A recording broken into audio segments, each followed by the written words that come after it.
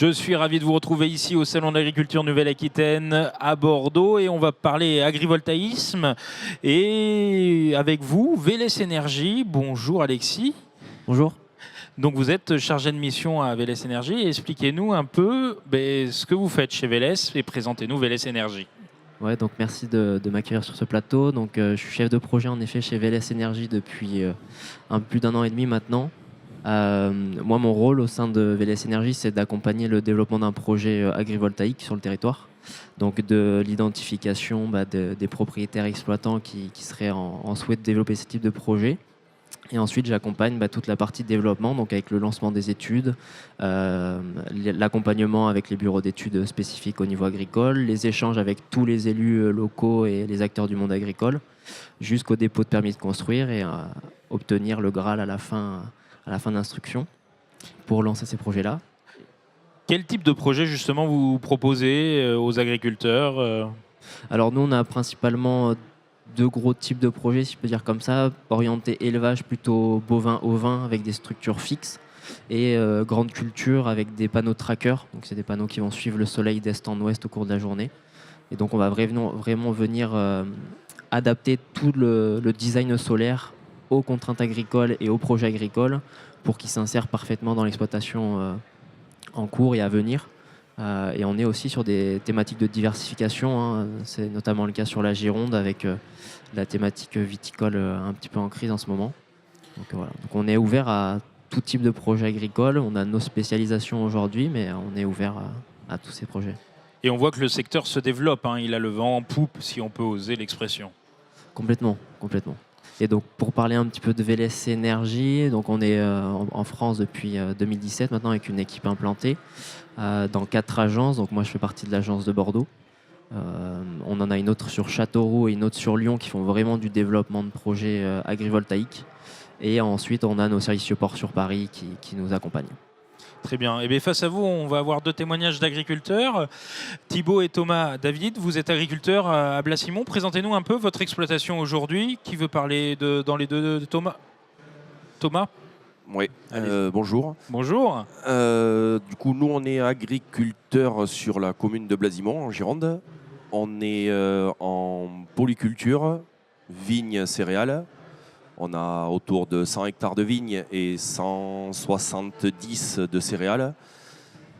Et on est tourné sur le photovoltaïque, sur l'agrivoltaïsme, car la culture de la vigne marche plutôt bien en ce moment. Du coup, là, vous êtes ironique quand même. On est ironique, bien sûr. Donc vous allez devoir arracher des cèpes. Du coup, on a déjà commencé à arracher. On a arraché 10% du vignoble cette année. Et comme ça ne repart toujours pas et qu'on ne voit pas le bout du tunnel, il faut se diversifier. On essaie de se diversifier avec de l'élevage. On va partir sur un projet avec de l'élevage, avec des panneaux solaires. J'allais dire, là, cet élevage, vous pouvez le présenter un peu, Thibaut. Quel est le projet que vous avez avec ces panneaux qu'est-ce que vous allez faire? Dites-nous un peu.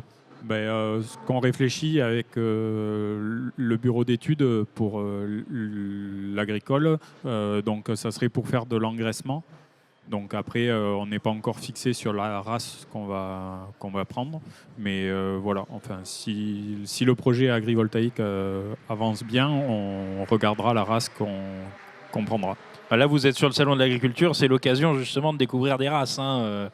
Faut en profiter. C'est ça. Du coup, après, on va aller rencontrer des éleveurs et échanger avec eux sur les différentes races, avoir leur ressenti. Voilà. Ça, ce projet, vous les avez accompagnés, donc les frères David. Quel a été votre rôle?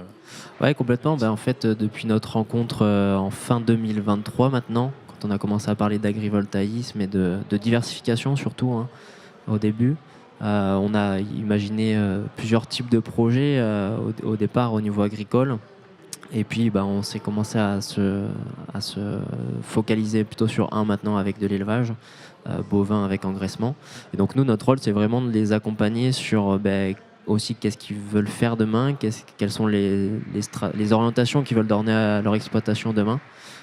Essayer de mettre en relation souvent les agriculteurs avec les bureaux d'études spécialisés qui nous accompagnent sur ces sujets-là pour répondre au mieux à toutes les contraintes, à toutes leurs envies et leurs souhaits de développement.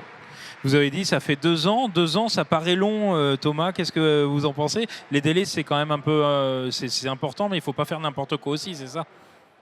Non, c'est long sans être long parce qu'on les voit quand même assez souvent venir. On modifie le projet, on le travaille, quoi. Donc on était parti plus sur du fourrage au départ. Maintenant, on voit bien que c'est pas viable pour faire du fourrage, donc on est plus parti sur de l'élevage. Mais après, il faut faire toutes les études environnementales. Donc il y a quand même du travail. Donc 2 ans, c'est pas très très long non plus, quoi. Et là, vous attendez le permis de construire. Comment ça se passe? Vous en êtes où là, Thibaut? Là, nous, sur le permis de construire, on n'a pas trop d'infos. Mais non, on fait d'abord l'étude agricole.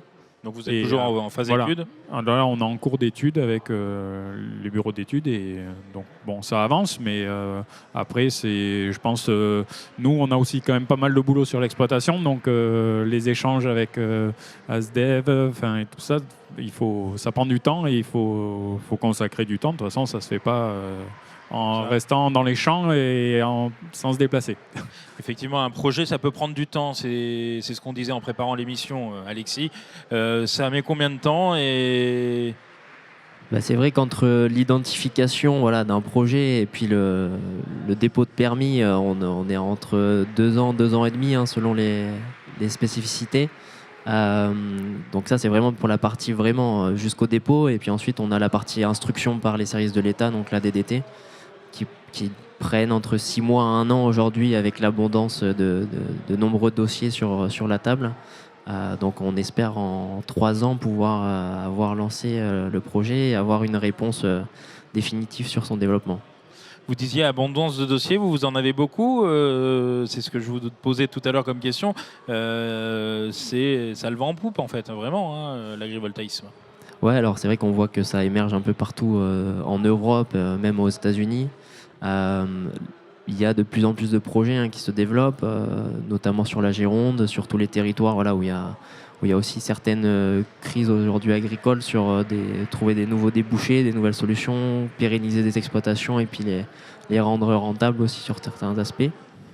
Donc ouais, on a pas mal de boulot, mais on continue de réfléchir. C'est aussi l'innovation de ces projets-là, de se poser des questions. Comme le disait Thomas, 2 ans c'est long et pas long, mais parce que il y a un certain nombre de questions à se poser sur les aspects réglementaires, environnementaux, agricoles, sur la viabilité du projet, puisqu'on part quand même sur des projets derrière qui durent 40 ans.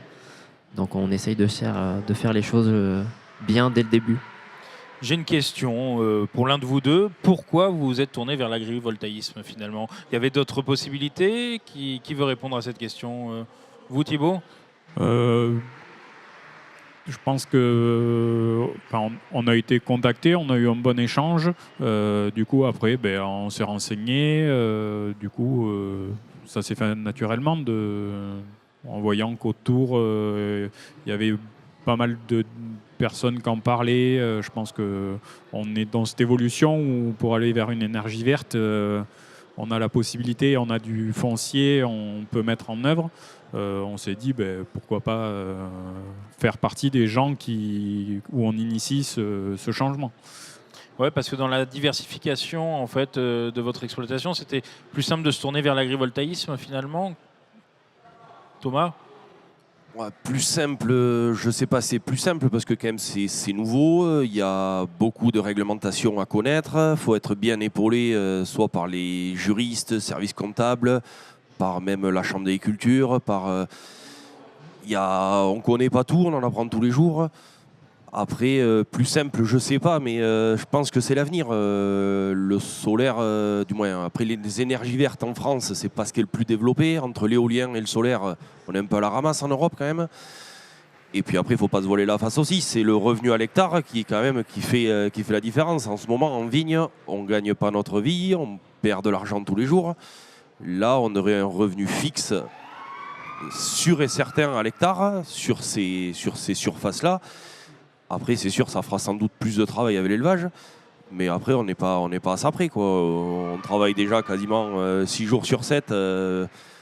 On fait des belles journées, il y a des moments. Donc, si on fait un peu plus, en gagnant plus, on peut le faire. Il n'y a pas de problème. Une belle opportunité en tout cas.